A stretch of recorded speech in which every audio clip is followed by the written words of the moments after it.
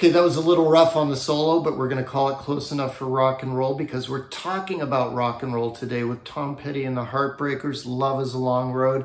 This is a little bit of an overshadowed Tom Petty song, in my opinion, by many of his other bigger hits, but it's clear that Tom loved this song. He played it live all the time. You can see his joy when he's playing it, when he's singing the lyrics about waking up at noon and waiting for the moon. It's about the redemptive power of love and rock and roll. It's got the quintessential screaming Mike Campbell solo. It's got the big arena power chords and the keyboard motif. It's really kind of got a little bit of everything that makes Tom Petty and the Heartbreakers great. So let's start with the chord progression. It's very simple. You're going to play a B major of the A shape. Once, you're going to quickly go to a D5, which means you're not fretting that first string. You're not playing the F sharp major third. You're playing A, D, otherwise known as a D5 power chord, and then quickly going to your standard A chord of the open position. Then you're playing an E major chord and then doing that same D5 to A move. You repeat that, that's the intro. And then you go into the verse and it's that same progression, only more strumming, obviously. I think of it more like chunking because it's sort of chunk, chunk, chunk.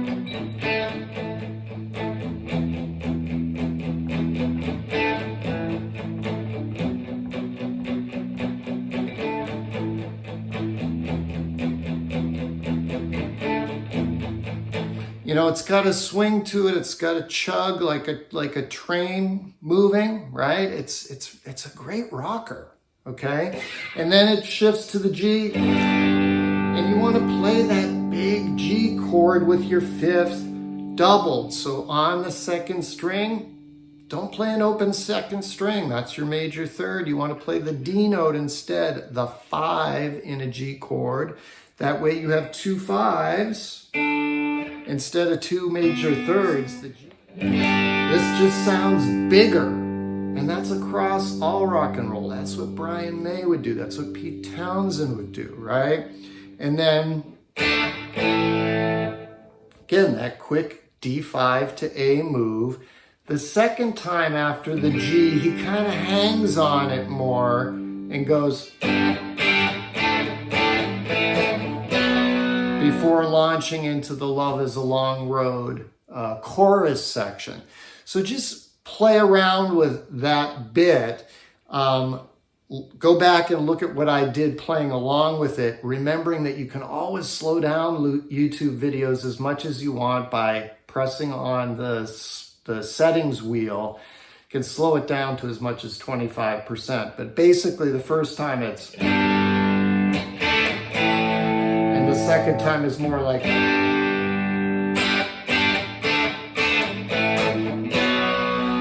launch into the B thing. So the B thing, which is a B to E over the love is a long road thing, is really a double stop riff on the 5th and 4th strings. You're barring the 5th and 4th strings at the 2nd fret, so you have part of an E major chord, right? You have the B and you have the E, and then you're riffing off that 4th fret, 4th string F sharp note with your pinky or your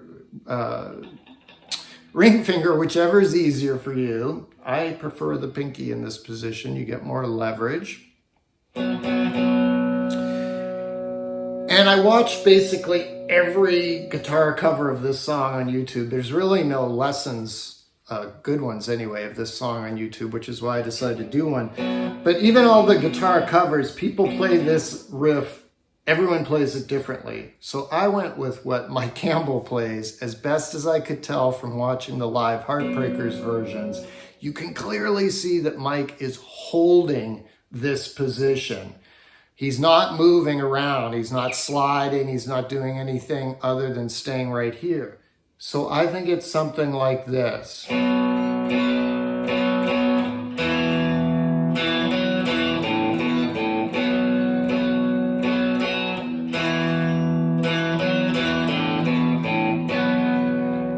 Apologies for the fret buzz. The camera is closer to the guitar than it is to the amplifier, so it's picking up the pick clicks and the fret buzz and everything, which don't come through the amp. So even though you're playing double stops, the melody, so to speak, that you want to hear is this.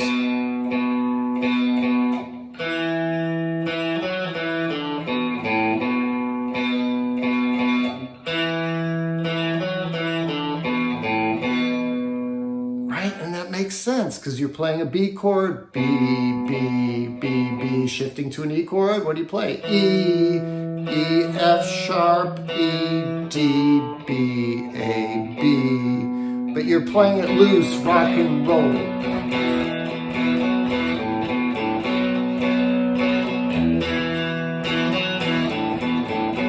Like that. And play around with that, play along to it. Slow down what I did at the beginning if you need to, but that's basically it, okay? It's B to E, B to E, B to E. And then at the end, it just holds on the B chord before going back into the next verse or the solo. So the solo is classic Mike Campbell, as I said, B minor pentatonic stuff. Mike doesn't get complicated. He only plays what is needed. And he frequently just plays these wailing, screaming notes and then some little blah, blah, blah, fills, right? And that's what he does here. So your B minor pentatonic first position, second position, third position, he's in the fourth. Fourth position, B minor pentatonic. So we're up at the 15th fret. He's starting by playing that 17th fret, second string E note and bending it up a full step to an F sharp. Why? Because that's the major 5 in a B chord. So he's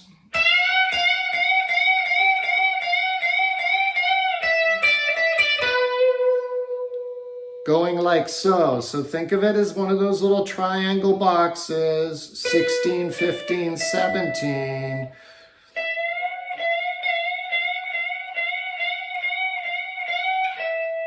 Release to the E note.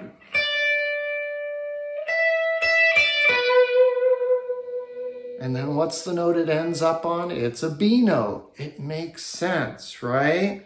I didn't count how many times he plays the wailing note. You'll just have to listen and figure it out.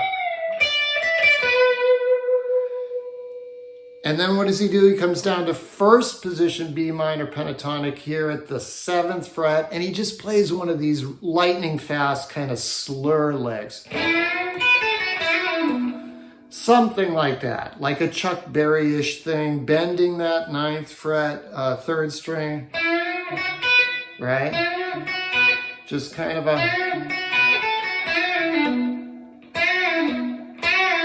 something like that. Basically, it's a fill, right? It's a fill in between the screams. It's like a call and response, right? It's beautiful. So scream, scream, scream, scream, scream, and then a little bit of a fill in response. Then back to scream.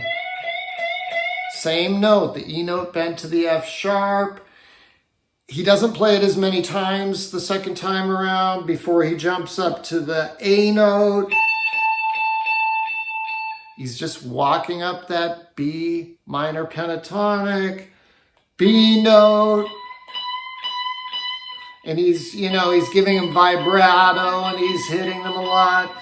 And now here's the part that I couldn't do, maybe you can do, but when he plays the last note, which is a D note, the last note on my fretboard, depending on your fretboard, he plays it by bending that B note a step and a half. Now, if you play a lot and you bend notes, you know that it's harder to bend the closer you are to the nut or the closer you are to the bridge. We're getting very close to the bridge when we're up here playing that B note at the 19th fret.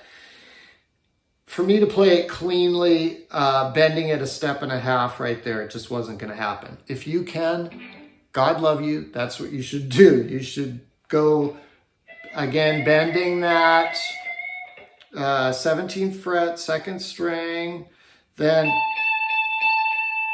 the A note, 17th fret, 1st string with vibrato, B note with vibrato, and then push it all the way up to a D note. What I did instead was the Cheater's Waltz, which was I came up to the 21st fret and then just bent it a half step to get that D note sound.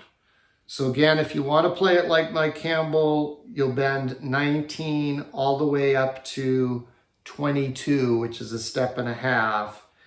I chose to just bend 21 up a half step to 22. Whatever you do, you want to get, I've seen some people covering this where they don't bend anything. They just go.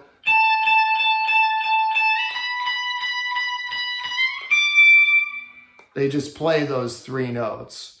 If you're playing in a bar band, no one's going to know the difference in the audience. But that's essentially the solo. So, hope you enjoyed this one. It's a blast to play along to. I would just recommend playing along to the original and having some fun with it. Check out some of my other Tom Petty and the Heartbreakers lessons, some of my Mike Campbell stuff. Thank you so much as always for joining me. I'll see you next time.